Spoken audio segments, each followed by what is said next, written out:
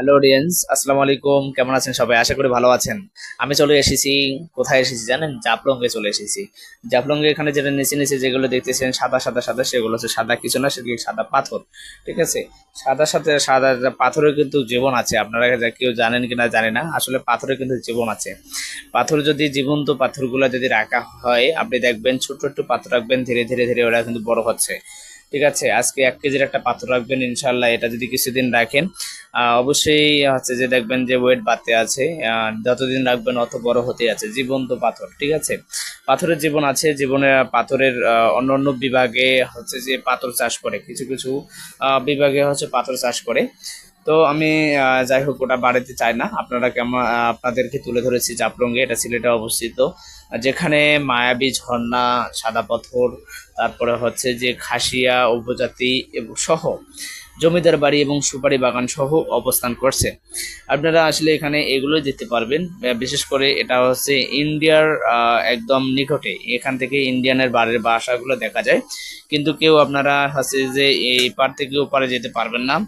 আহ, কিছুদিন আগে হচ্ছে যে আইন পাশ করেছে, যদি আপনারা কোনো ক্রমেই সন্ধ্যার পর বা সন্ধ্যার টাইমে যদি আপনারা বর্ডারে ক্রস পার করেন, তাহলে আপনাকে সঙ্গে সঙ্গে ক্রস ফায়ার করার অনুমতি দিয়েছেন। তো অবশ্যই কেউ হচ্ছে যে যদি এসেও থাকেন, নতুন অবস্থা জানবেন না, বুঝবেন না, অবশ্যই না বুঝে কখনোই এদিক থেকে ওদিক যাওয়ার চেষ্টা করবেন না। অবশ্যই সতর্ক, যেহেতু আমাদের কান্ট্রিটা আলাদা, ওটা ইন্ডিয়ান এবং আমাদের এটা বাংলাদেশ।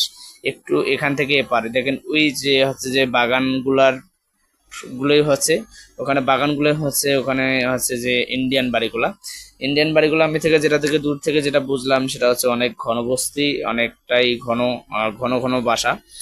এখান থেকে অনেকটা দেখলাম হচ্ছে ইন্ডিয়ান বাড়ি। তো হচ্ছে যে যদি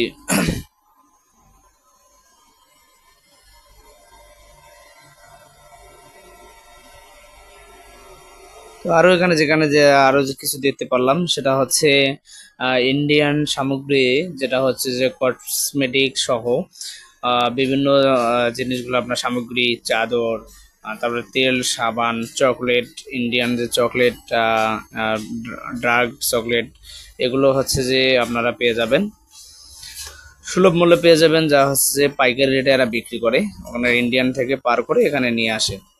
তো হচ্ছে ইন্ডিয়ানের অবশ্যই আপনারা সতর্ক থাকবেন, খুবই সতর্ক সহিত এখানে চলাফেরা করবেন। পাথরে অবশ্যই আপনি খালি পায়ে, অনেকে আছে যে খালি পায়ে আসার হাঁটার চেষ্টা করে। এখানে আমি অনেক খালি পায়ে হাঁটার চেষ্টা করেছিলাম, কিন্তু পারি নাই। খালি পায়ে হাঁটা পাথরের উপরে খুবই কষ্টকর। অনেক অনেক দূর দূরান্ত থেকে পর্যটকরা আসছে দেখার জন্য।